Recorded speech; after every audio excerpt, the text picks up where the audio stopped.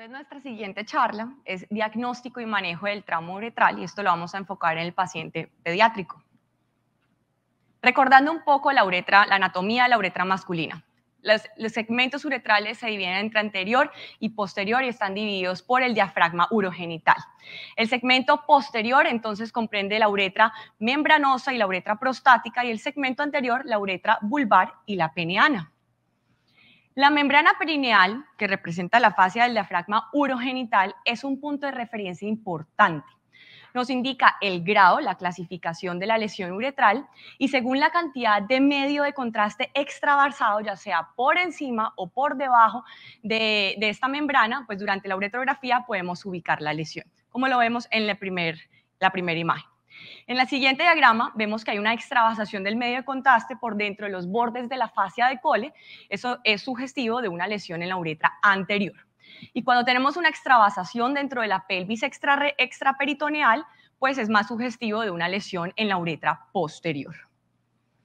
3.4% de los niños son admitidos por trauma genitourinario al servicio de urgencias.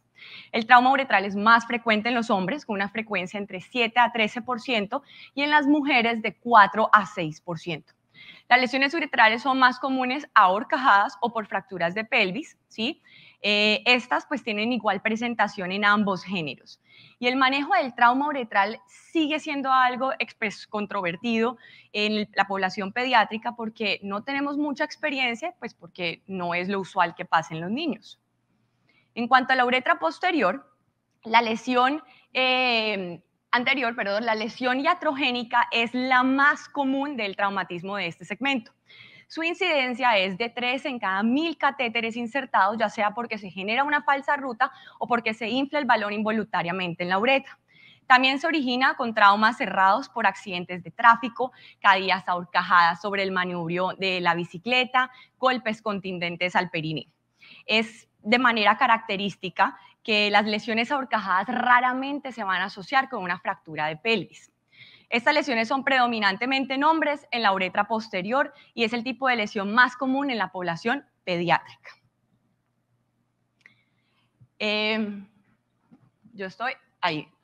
En el trauma de la uretra posterior, entonces la fractura pélvica puede ser causada por diferentes situaciones, como accidente de tránsito, lesiones por aplastamiento, caídas por alturas, la ubicación intraabdominal de la vejiga y la próstata un poco más pequeña y más craneal va a hacer que estos pacientes tengan una ruptura completa de la uretra posterior. Las lesiones uretrales entonces se asocian con fracturas óseas desplazadas de la pelvis. Por ejemplo, una fractura de la rama púbica inferomedial va a tener un OR de una lesión uretral de 6.4.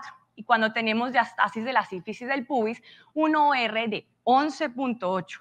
Y ustedes saben que por cada milímetro de diastasis se aumenta el riesgo de lesión uretral 10%, por cada milímetro.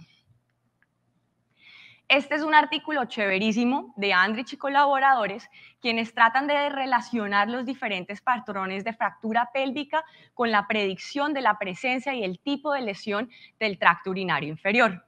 Tienen estos diagramas que van a mostrar que para la fractura tipo B1, que es una compresión AP unilateral, pues la lesión más probable es una avulsión de uretra membranosa. Para aquellos pacientes que tienen una lesión B1, pero bilateral, o la que conocemos como el libro abierto, pues puede conducir a un desgarro anterior en este mismo lugar. Las fracturas, que son tipo B2, van a generar una pelvis rotacionalmente inestable y verticalmente estable y van a conducir a un aplastamiento de la uretra vulvar. También pueden generar laceración de la uretra vulvar y de la vejiga. Y la tipo C pues, tiene una estabilidad rotacional y vertical y genera una interrupción completa de la uretra membranosa. Esta es la Asociación Americana de Cirugía de Trauma que propone esta escala para el trauma, la que realmente no utilizamos. Se clasifica la lesión de 1 siendo solo una contusión uretral con algo de sangrado por el meato y hasta la más severa que es la 5, que es una disrupción completa de la uretra con un defecto mayor a 2 centímetros. Y adivinen qué, la mayoría de nuestros pacientes quedan en las lesiones más severas. Entonces, en cuanto a la presentación clínica, podemos encontrar sangre en el meato, que es un indicador confiable de que hay trauma uretral. Pues hasta el 98% de los pacientes que tienen trauma uretral van a tener este signo, ¿sí? Y se presenta porque hay un espasmo del músculo bulboespongioso. También podemos tener hematoma perineal, escrotal y vulvar. Podemos tener una configuración en mariposa típica en la superficie del perine cuando hay un trauma distal al diafragma urogenital. Podemos tener edema labial por extravasación de orina, laceración vaginal, hemorragia. Al tacto rectal podemos encontrar una próstata flotante. No sé si de los urólogos pediatras alguien haya palpado esto en un chiquito. Difícil. Y ahí es cuando entramos a que las imágenes son obligatorias si llegamos a presentar esta triada. Hematoma perineal o genital, sangrado por el meato o introito y retención urinaria. Así que pare, proceda con precaución. En los hombres sabemos que el gold estándar es una uretrografía retrógrada y en mujeres una cistovaginoscopia o un TAC. Si sospechamos que tenemos una lesión, yo todavía no he así. Si sospechamos que tenemos una lesión de vejiga, pues realizamos una cistografía para ambos géneros. Entonces, en este momento, no cateteriza al paciente antes de obtener imágenes. Entonces, ¿qué tienen de especial los niños? Pues es más probable que la fractura pélvica sea inestable, es más frecuente que tengan ruptura uretral posterior completa. Si tienen lesiones simultáneas de vejiga y uretra, esto puede ocurrir hasta el 20% de los casos. Los desgarros longitudinales a través del cuello y el esfínter son 2 veces más comunes. En las niñas prepúberes, las fracturas pélvicas tienen 4 veces más de probabilidad de tener una lesión uretral. Y si hay fractura pélvica y lesión uretral, 15% pueden presentar lesión rectal. En cuanto al diagnóstico, ya les dije, la uretrocistografía retrógrada es el gold estándar para el diagnóstico. Se puede realizar una cistografía anterógrada y una uretrografía retrógrada simultánea y ahí evaluamos lugar, severidad y longitud del defecto.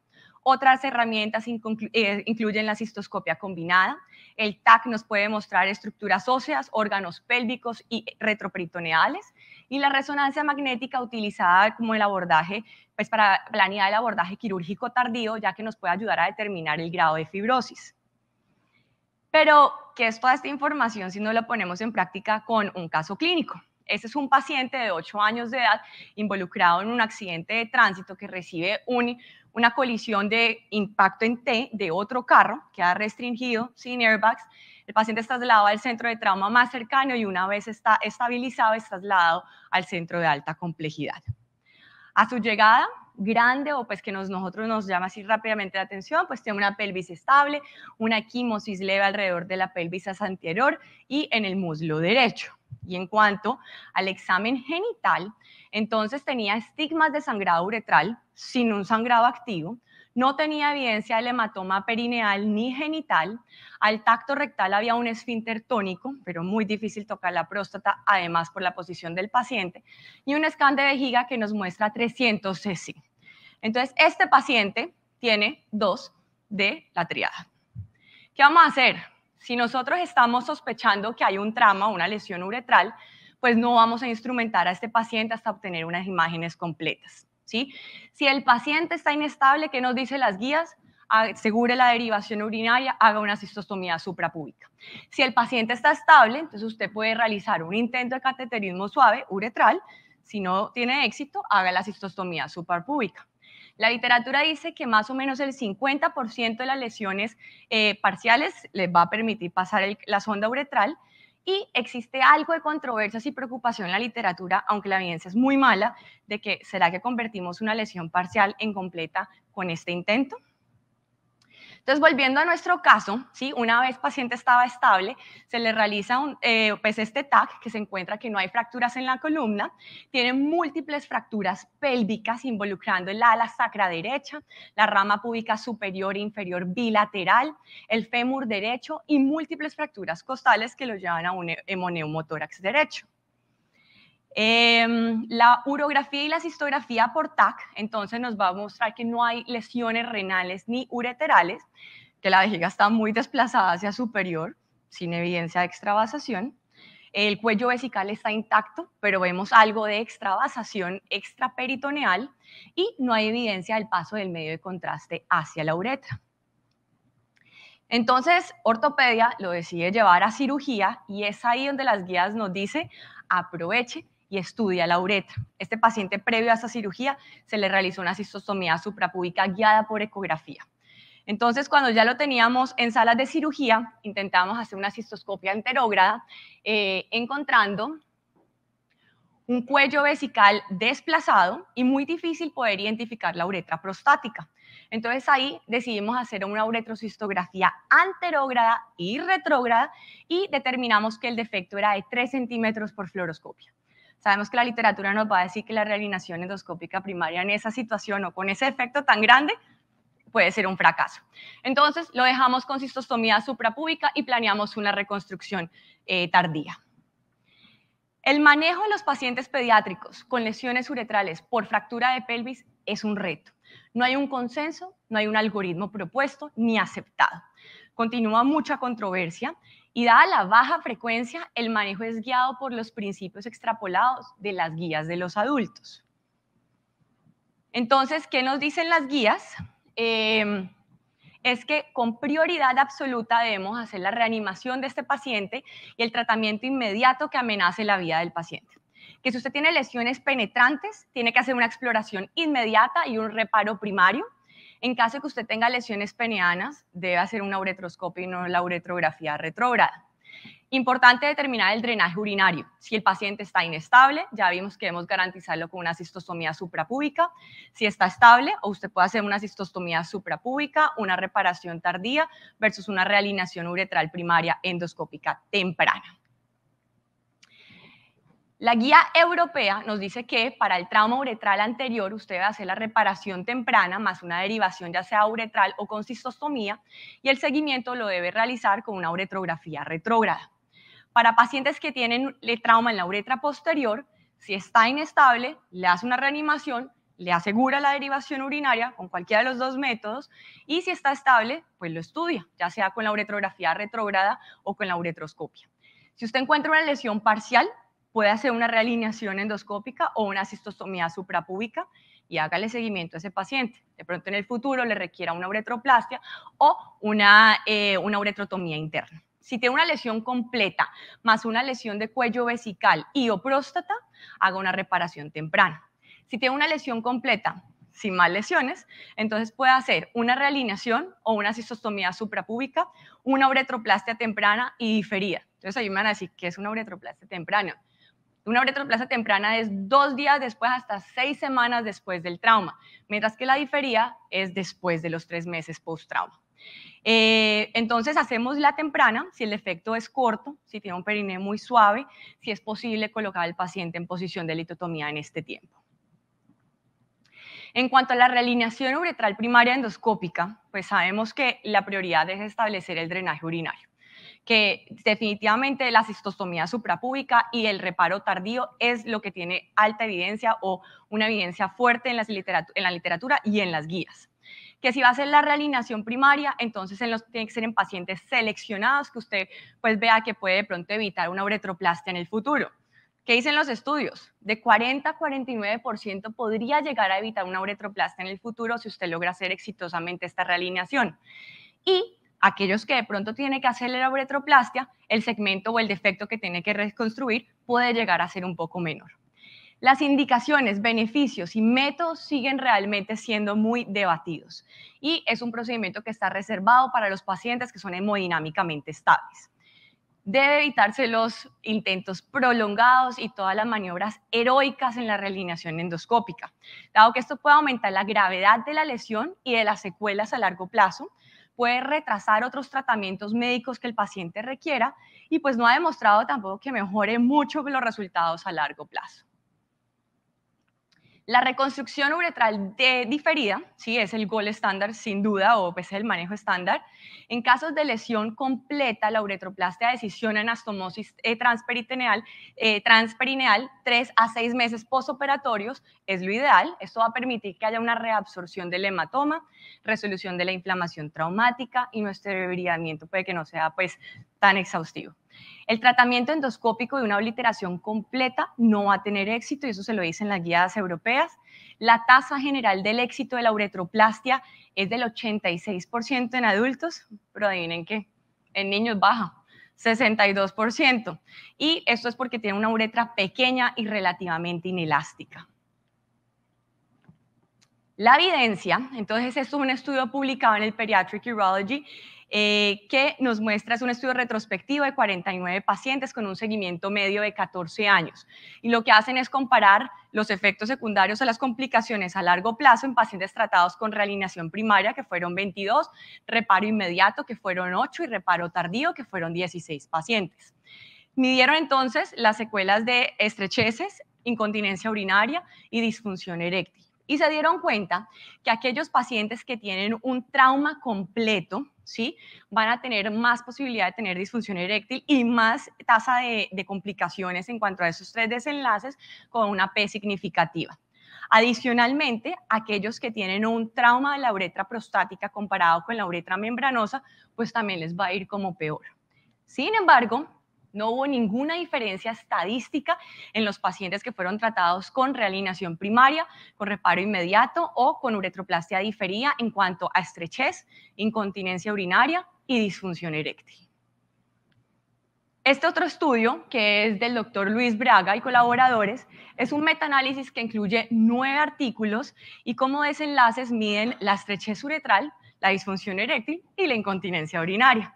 Se encontraron unos ORs de 1.19 para disfunción eréctil, 0.75 para incontinencia urinaria, pero realmente fue en la estrechez donde hubo una diferencia significativa, diciéndonos ellos que les va mejor en cuanto a estrechez, o sea, menos estrecheces a largo plazo, a aquellos que se le hacen una realineación primaria versus una derivación con cistostomía.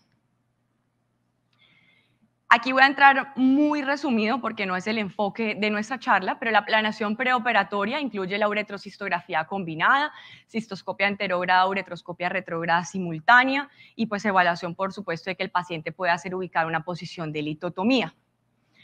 La cirugía de elección para los pacientes que tienen un trauma uretral por fractura de pelvis es una decisión transperineal de la cicatriz y anastomosis término-terminal con espatulación, que es usualmente lo que estamos indicando. Entonces, en este diagrama, en estas imágenes, vemos paso a paso la cirugía. Aquí nos va a mostrar todas las posibles cosas que podemos hacer para lograr esta anastomosis sin tensión. La primera, la A, la uretra se divide entonces en el sitio de la estenosis y toda la uretra anterior a la estenosis se moviliza hasta el ligamento suspensorio. En el diagrama B vemos cómo hacemos una separación de los cuerpos cavernosos hasta que se fusionan estos. En la C se realiza una pubectomía inferior en cuña. En la D vemos que la uretra distal se puede desviar por debajo del cuerpo cavernoso. En la E realizamos entonces la anastomosis vulvoprostática mediante suturas absorbibles y la F es la apariencia final. Todas estas maniobras las podemos llegar a requerir hasta en un 36% y hay un 5% de los pacientes que, dado por su trauma, debemos hacer abordajes abdominoperineales. Volviendo a nuestro caso, porque no sé qué tan frecuente ustedes han visto que hagamos una uretroplastia en niños, pero estas son las imágenes de este paciente de 8 años. Las primeras 2 imágenes, obviamente, es el ingreso de la cirugía y la identificación de la zona estrecha. La imagen del centro es cuando ya tenemos toda la uretra movilizada con identificación de la luz en el segmento distal, que está marcado con azul de metileno. Después identificamos todo nuestro cabo proximal con el Van Buren que se introduce desde la cistostomía. Y finalmente, pues hacemos la anastomosis con previa espatulación con sutura absorbible de bajo calibre y la última imagen es el resultado final. Una incisión muy pequeña, sangran muy poco, digamos los músculos no son muy robustos y es una uretra realmente bien inelástica. Entonces, los resultados de estos pacientes, pues es peor que en los adultos. Tenemos una reestenosis de hasta el 31%. La tasa de complicaciones posterior a lesiones supraprostáticas o transprostáticas son aún más altas. Tenemos disfunción eréctil del 75%, incontinencia urinaria del 25 al 100% y reestenosis del 75%. La disfunción eréctil es difícil de evaluar en niños y puede ser consecuencia de la lesión más que al tratamiento. Más probable cuando la longitud del defecto es mayor de 2.5 y se desplaza la próstata hacia lateral. La disfunción eréctil en niños después de estas lesiones es arteriogénica y el 75% pueden estar cuando son proximales a la uretra próstato-membranosa. Tanto la disfunción eréctil como la incontinencia urinaria se van a presentar en la pubertad. Entonces, recuerden la triada. Si tiene un hematoma perineal, una uretrorragia y una retención urinaria, se van a detener. No vaya a pasar una sonda hasta que no tenga la imagen. ¿Y cuál sería la imagen en lo que nos hemos enfocado, que es la uretra masculina? Una uretrografía retrógrada. Si la uretrografía retrógrada le demuestra que tiene una lesión parcial y el paciente está estable, tiene dos opciones. O le pone la cistostomía suprapúbica, puede hacer un intento de paso de sonda uretral suave e idealmente bajo visión directa, y si tienen la posibilidad de hacerla combinada, con mayor seguridad. Si tiene una uretrografía retrógrada que demuestra una lesión completa, entonces haga la cistostomía suprapúbica y haga una reconstrucción tardía. Repita la uretrografía y la cistografía miccional antes de la cirugía para volver a reevaluar cómo está el paciente. Y si va a hacer la realineación uretral primaria endoscópica, pues solo la haga en pacientes estables y recuerde que la evidencia es limitada. Gracias.